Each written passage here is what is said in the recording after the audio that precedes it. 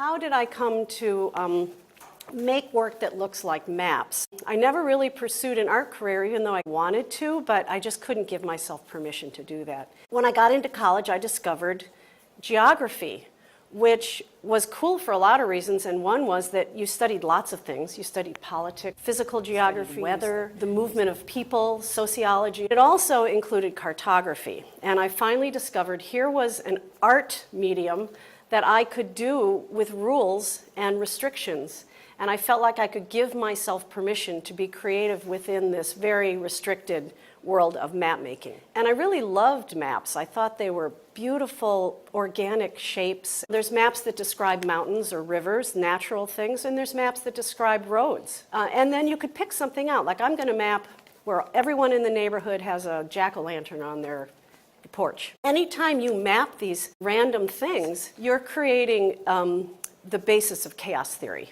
which is about randomness and patterns. You could pick and choose what you were going to map, and you ended up with this incredible patterning on this surface that described something real. I did work for the Forest Service for a while, and then I decided I was going to launch a career as a person who drew maps. They had an old-fashioned look, but they weren't maps that were functional in any way. This was what my idea of a map was, and it was describing coastlines, which chaos theory talks a lot about coastlines and how they're fractals and random patterns which repeat themselves. I was continually taking classes. I took a lot of classes at the Oregon, then called the Oregon School of Arts and Crafts. I took drawing classes. I took one of the evening printmaking classes at the Oregon College of Arts and Crafts, and then I became a printmaker. That was sort of it. I fell in love with the medium and have been making prints ever since, although I do other things as well, but that is how I started as an artist. So last fall, I decided my brain was getting flabby and needed a little exercise, and I needed to challenge myself to learn something that seemed impossible to understand. So I decided physics was what I was going to learn.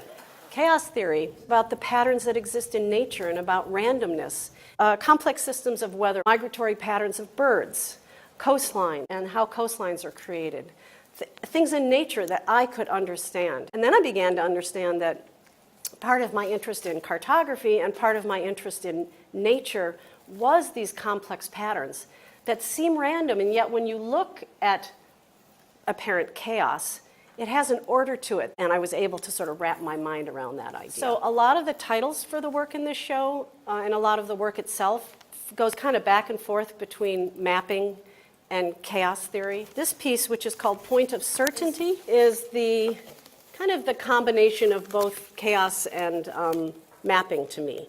Now in mapping, when you have just two lines crossing, there's one point, and it is the point of certainty.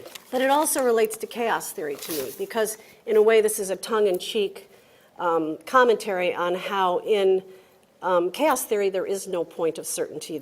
Everything is in flux. It's always moving, it's always changing. What is an encaustic monoprint? This is a piece of plexiglass, and I have put on it encaustic medium. It's green just because I use whatever leftover blobs of wax I have, and whatever color they happen to be is what it ends up being. And then I use all kinds of tools that I can scratch and scribe and into the wax with. And I also can dribble wax on top of it, and so on. And then that is my printing matrix.